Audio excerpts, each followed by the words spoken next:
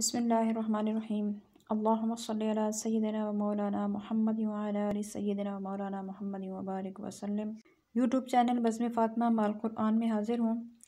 اس channel پر ہم قرآن مجید کا لفظی ترجمہ اور مختصر تفسیر پڑھتے ہیں اور آپ کے پوچھے گئے فقہی سوالات کے جوابات اور مجرب وظائف بھی آپ کو بتائے جاتے ہیں۔ اس کے علاوہ ہمارے پاس خواتین اور بچیاں آن لائن قرآن مجید ترجمہ تفسیر کے ساتھ اور ناظرہ تجوید کے ساتھ بھی پڑھ رہی ہیں۔ آپ بھی پڑھنا چاہیں تو کمنٹ میں لکھیے، ہم آپ کو اپنا واٹس ایپ نمبر دیں گے، یا آپ زوم، میسنجر اور اسکائپ وغیرہ پر بھی پڑھ سکتے ہیں۔ ابھی ہمارا سلسلہ جاری ہے رمضان المبارک کے روزے اور دیگر روزوں کے متعلق فقہی مسائل کا۔ تو پہلے میں ایک حدیث مبارکہ پیش کرتی ہوں، اس کے بعد فقہی مسائل۔ حضرت ابو ہریرہ رضی اللہ تعالیٰ عنہ سے روایت ہے کہ رسول اللہ صلی اللہ علیہ وسلم نے فرمایا، جب رمضان کی پہلی رات ہوتی ہے تو اللہ عز و جل اپنی مخلوق کی طرف نظر فرماتا ہے، اور جب اللہ کسی بندے کی طرف نظر فرمائے تو اسے کبھی عذاب نہیں دے گا، اور ہر روز 10 لاکھ کو جہنم سے آزاد فرماتا ہے، اور جب 29ویں رات ہوتی ہے تو مہینے بھر میں جتنے آزاد کیے ان کے مجموعے کے برابر اس ایک رات میں آزاد کرتا ہے۔ پھر جب عید الفطر کی رات آتی ہے، ملائکہ خوشی کرتے ہیں اور اللہ عز و جل اپنے نور کی خاص تجلی فرماتا ہے تو فرشتوں سے فرماتا ہے، اے گروہ ملائکہ، اس مزدور کا کیا بدلہ ہے جس نے کام پورا کر لیا؟ فرشتے عرض کرتے ہیں، اس کو پورا اجر دیا جائے۔ تو اللہ عز و جل فرماتا ہے، میں تمہیں گواہ کرتا ہوں کہ میں نے ان سب کو بخش دیا ہے۔ یہ تو تھی آج کی حدیث مبارکہ، اور اب کچھ فقہی مسائل۔ رمضان شریف کے مہینے میں روزہ دار مکلف آدمی جو مقیم ہو، مسافر نہ ہو، ادائے رمضان کی نیت سے اس نے روزہ رکھا ہو، اور کسی آدمی کے ساتھ جو قابل شہوت ہو اس کے ساتھ جماع کیا ہو، اس سے انزال ہو یا نہ ہو، یا کوئی غذا کھائی یا دوا کھائی یا پانی پیا یا کوئی چیز لذت کے لیے کھائی یا پی، یا کوئی ایسا فعل کیا کہ جس سے افطار کا گمان نہ ہوتا ہو، اور اس نے یہ سمجھ لیا ہو کہ روزہ ٹوٹ گیا ہے، پھر قصداً اس نے کھا پی لیا ہو، مثلاً حجامہ کروایا یا سرما لگایا یا عورت کو چھوا یا بوسہ لیا یا ساتھ لٹایا، مگر ان سب صورتوں میں انزال نہ ہوا ہو،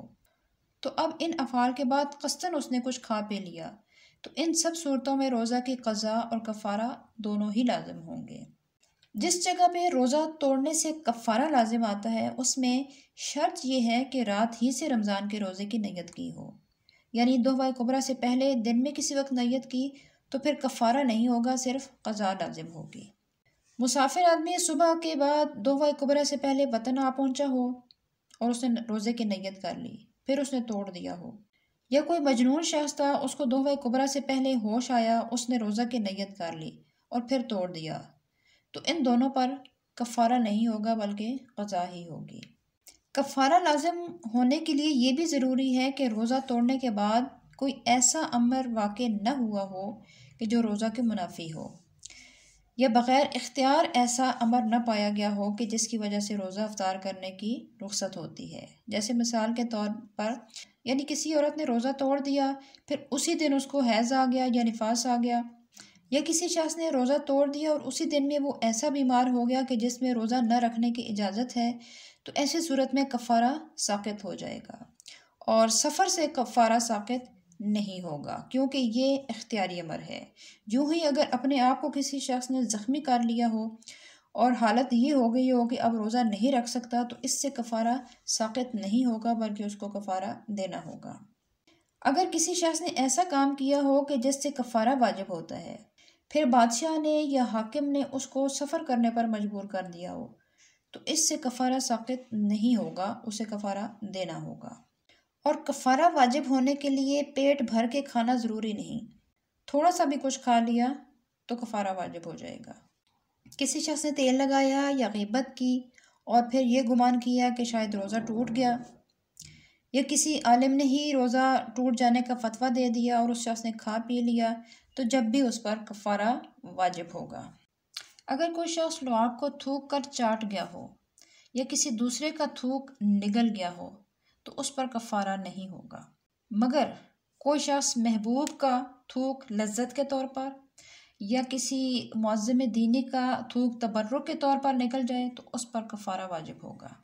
جن صورتوں میں روزہ توڑنے پر کفارہ لازم نہیں، ان میں شرط یہ ہے کہ ایک ہی بار ایسا کیا ہو اور گناہ یا معصیت کا ارادہ نہ کیا ہو۔ لیکن اگر کوئی بار بار ایسا عمل کرتا ہے تو پھر کفارہ ہی لازم ہوگا۔ مٹی کھانے سے کفارہ واجب نہیں ہوتا، مگر وہ مٹی کہ جس کے کھانے کی کسی شخص کو عادت ہو، وہ مٹی کھائے گا تو پھر کفارہ واجب ہوگا۔ اور نمک اگر تھوڑا کھایا جائے تو کفارہ واجب ہوگا، اور اگر زیادہ کھایا جائے تو کفارہ واجب نہیں ہوگا۔ تھوڑا اس لیے کیونکہ عموماً نمک تھوڑا ہی کھایا جاتا ہے، زیادہ مقدار میں نمک کھایا نہیں جاتا۔ تو اگر کسی نے زیادہ مقدار میں کھا لیا ہے تو اس کے دماغ میں بھی کوئی خلل واقع ہو سکتا ہے، جس وجہ سے اس نے اتنا نمک کھا لیا، اس لیے اس پر کفارہ نہیں ہوگا بلکہ قضا ہی ہوگی۔ اگر کوئی شخص ناپاک شوربے میں روٹی بھگو کر کھا جائے، یا کوئی شخص کسی سے کوئی چیز چھین کر غصب کر کے کھا لے، تو ان دونوں صورتوں میں کفارہ واجب ہوگا۔ اور تھوک میں اگر خون ہو، اگرچہ خون غالب ہی ہو، اس کو نگل جائے تو اس میں کفارہ نہیں ہے، صرف قضا ہے۔ آج کے لیے اتنا ہی، ابھی ہمارا یہ سلسلہ جاری ہے۔ انشاءاللہ اگلی ویڈیو میں ہم آپ کے لیے اور فقہی مسائل لے کر حاضر ہوں گے۔ تب تک کے لیے اجازت۔ السلام علیکم ورحمۃ اللہ وبرکاتہ۔